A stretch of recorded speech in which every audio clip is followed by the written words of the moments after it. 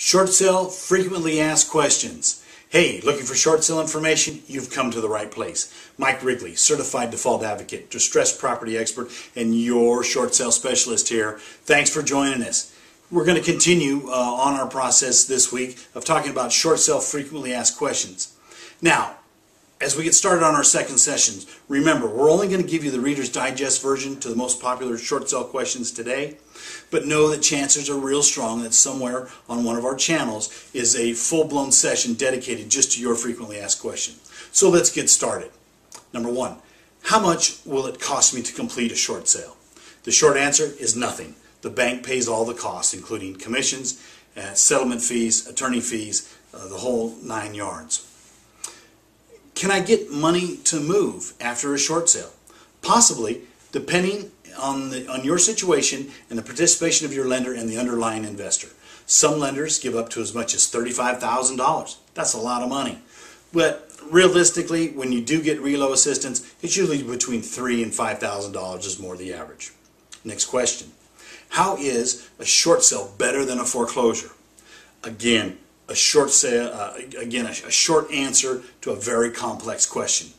What I can tell you is foreclosure can be personally and financially one of the most devastating events you can allow to happen. Notice I said you allow, because it is a choice. Depending on your situation, you could foreclose and still be liable for part of the unpaid balance, and it could also prevent you from getting some types of employment, not to mention the devastating effect it has on your credit. It's a complex situation, so give me a call. We can talk about yours in depth. Next, do lenders approve all short sales? No, the answer is no. Nationally, only about 40 to 50% of short sales are approved. A default advocate like myself will have a better than 95% success ratio, as we have.